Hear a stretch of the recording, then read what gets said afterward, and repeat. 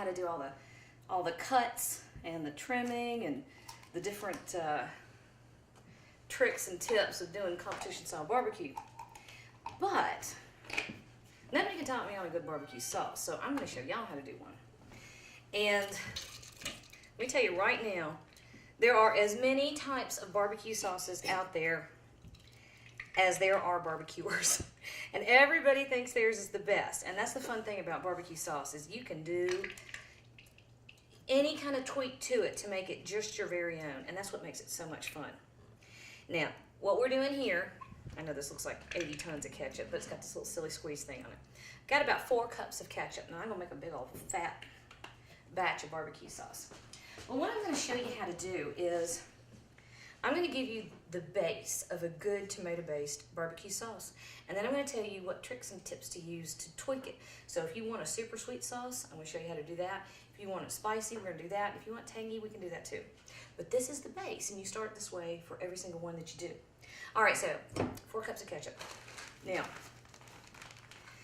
I have a kid that if you could plaster honey to the ribs and stick brown sugar to that, and then drench it all in molasses, that would be about the right kind of sweetness for him.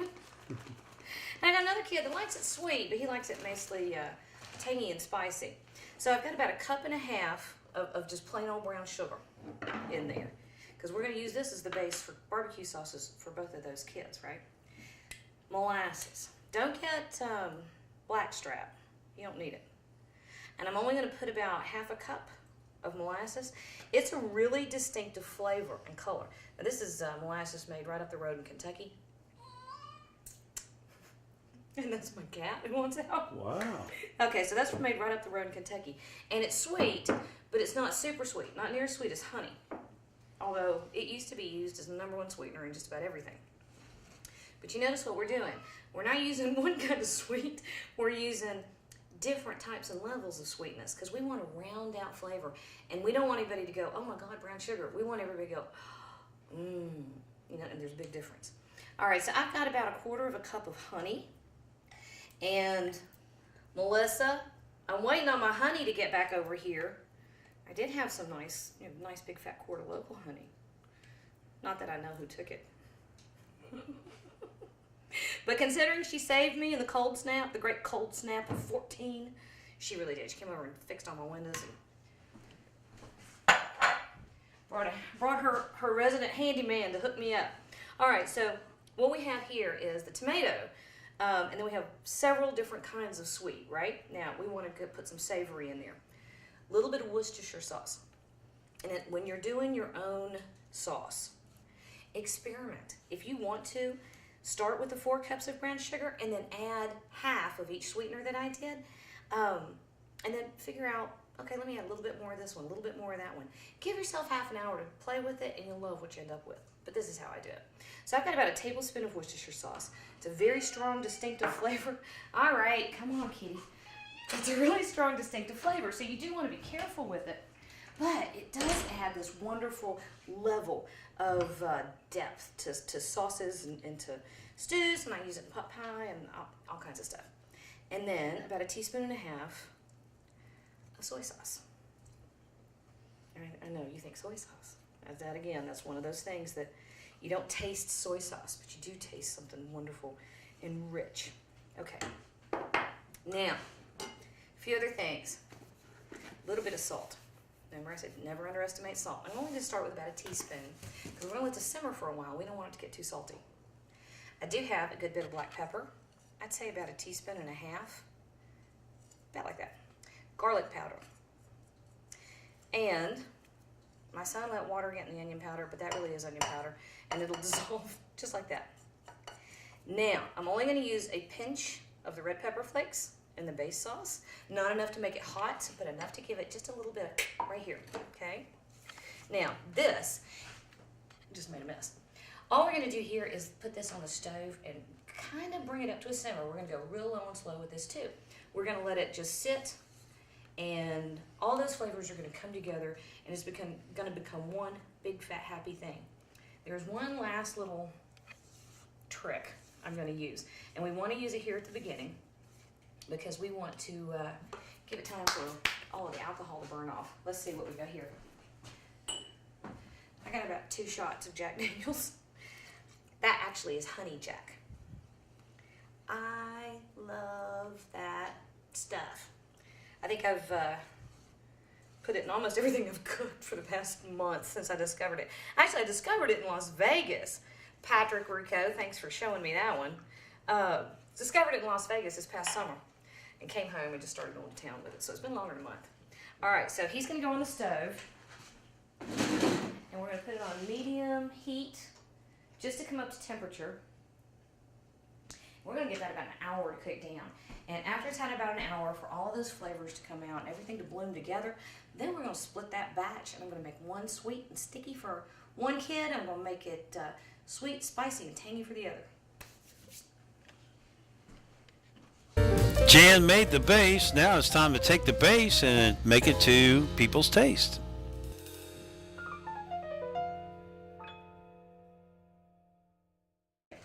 So what we've done over here is made our baseline barbecue sauce, all right? And we did that a little while ago, and I've just let it sit here, and it's really on the lowest setting my stove will do because it's so thick already, and it's got so much sugar. You let it burn, you got to start over, and then I'll talk about you. So don't do that. Now, one of the cool things about this sauce is it's really good the way it is, right? But you can tweak it, and you can make it even better if you prefer something particular. Well, I have 2 kids that do prefer something very specific.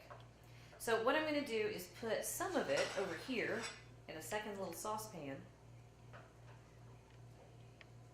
I like that. So I've got half in one and half in the other. Now, we're going to make 2 additional sauces from this. Okay, so let's get him on the heat, really low and slow. So in here, I've got the regular barbecue sauce, and this is the one I'm going to make really sweet and really sticky. So I'm going to, remember earlier we used several different kinds of sweeteners. We're going to continue that. Got a little bit of the white grape juice. Not much, probably a 1/4 cup. I always think it's kind of nice if you're making a sauce, if you mimic some of the flavors that were in the first thing that you're going to put the sauce on. And we used the white grape when we injected the ribs and the pork fat. So that's going to be nice. It's going to help tie the sauce to the meat when it's ready. We're going to put in a little bit of pepper. We want a tiny bit of heat in the sweet one. It really helps cut the sweet, which if he knew I was doing it that way, he wouldn't like it at all. Now, agave nectar. Again, this is going to mimic probably about 2 tablespoons. Mimic the flavors that we've got out there in the meats, where we're going to put a little bit of this sauce. About 2 tablespoons more of honey. No, it's open. Here it goes. 1, 2. And finally, don't use the mop. I have one of those steamer mops, and it committed suicide yesterday. So I don't trust this floor, not as far as I could throw it, which I can't, so there you go. About another 1/4 cup of brown sugar. And yeah, I know, there's a lot of sweet in there. But there's also going to be this nice little bit of smoky thing that happens from the Worcestershire and the roundness of the soy sauce and the different types of sweeteners we used. It's not going to be a heavy, cloying sweet. It's going to be just that perfect, rounded, rich kind of sweet. All right, so this one's on low, and I'm going to stir everybody in. Can you see what that looks like? Can you see it? Wow. See how nice and thick and glossy that's getting? Little Sweet Baby Ray looking there. He wishes. All right, so we still have our base over here, and this is the one that we're going to make a little sweet. We're going to put a little more sweet in here, but we're also going to put some tangy and a little more heat in it. All right, so I have about another teaspoon of red pepper flakes, because you know we put a pinch in the first original batch, because you want the different, the chili flakes release different amounts of heat, and the taste gets more round the longer you cook it. So if you put some in at the end, it'll be a sharp heat, and then we have that nice slow burn from the beginning. Into this one, instead of the grape juice, we're going to put a slug of red wine vinegar. Probably 2 tablespoons. I actually prefer apple cider vinegar. I just was out or can't find it, or my daughter probably took it for some kind of unusual little beauty treatment. And then just about a teaspoon each of the honey. Oh, here he comes. And the agave syrup. Haha, interception by my teenager. And there he goes. Oh, there he goes. So we stir this in, and this is still on low heat. Okay, let's talk about this for a minute. Here's my other #1 skill. It's parenting. And when you have a little person and they're trying to get your attention, the worst thing you can do is say shh in a minute later. The teenager intercepted that one, but I may have to go just let him know that I do hear him. Okay, so there we go, parenting tip 101 in the middle of the barbecue sauce. All right, so stir this in. My whole point of that being that sometimes it works much better, especially with a little bitty person. I've lost a spoon. There we go. Especially with a little bitty person, if you stop and deal with it and acknowledge it right then and there. It's the whole getting on the phone concept. As soon as they know you're in the middle of something else, that's when they're going to want your attention. And honestly, sometimes they need to know that they got it. Okay. Oh, that's good. He hasn't fully developed. I want to give those red pepper flakes just a few more minutes to get a nice little burn going through it. Right there, though. It's a perfect little bit of tangy. And I am going to give this one probably about 1.5 teaspoons of black pepper. Different type of burn. And if we haven't used it up, haha, cayenne. Be careful with this. I'll show you how much I'm going to use. Because this is a small amount of sauce. Just that much. About 1/8 teaspoon. So this is going to simmer for about another 15 minutes. Bring the heat out in those ingredients. Let everything marry together. And then let's see how we did over here with our sweet. Alright, that one's about perfect. But this is why you taste your food. You know what that one needs? That first one doesn't. It's just a little pinch of kosher salt. Sweet will mask salty. So that needs just a bit of salt to bring it all out. Alright, Daryl, you know what I'm going to do? What's that? I'm going to let these sit here on low. I'm going to talk to my 2 little people that are trying to get my attention. And then while we're waiting on after that are those ribs and the pork fat to get ready, aren't we? That's it. Alright, well that was perfect timing then. Let me go tell my toddler I love him. Alright, so now this is the sauce that we made inside. We're going to sauce it. And the sauce is really pretty. I was pretty pleased with these. Of course, the children that I specifically tailor-made their barbecue sauces, and I made it for each one. Didn't get it quite right for either one of them. But, you know, now I know. They've given me their feedback. I can fix it. I personally thought that was pretty freaking good. So. Looking good. Daryl said, our ultimate goal. Hi, kid. The barbecue stalkers are beginning to come out. You know, the sun's gone down. Here they come. He said the ultimate goal was to have it really nice and glossy. So glossy you can see your face in it. Right? Mm-hmm. So we do have all these beautiful flavors and enough of the various sugars in our sauce. That's going to be something I think we're going to be able to do. All right, now, we're not glossing the underside, are we? Yeah, glossy underside too. All right. First time around. Second time though. Because a judge's tongue might hit the underside. Oh, what? I'm going to take the 5th on that one. All right, but you don't want to go slopping sauce like this. Yeah, now what's the rules about that? I notice you're kind of going in a straight down. But, well, you know, I don't know what the rules are. I do know that if you go in and you put pressure and you know, it's the simple physics. If you go dragging across that crust you've worked on making all day, you're going to take some of it off. You're going to take some of it off. And if you, especially if you want it to be really pretty and uniform, you know, yeah. Which, you know, mine, it looks pretty good. I know it doesn't look as good as it could be once I got some practice, but it looks pretty good. But I'm not about to go across the top of my ribs. said, that's not smart. Okay, so hit it just a little bit more one time on top just to straighten it out, make it look good. Look at that, folks. Now, she made that barbecue sauce homemade on television just a few minutes ago.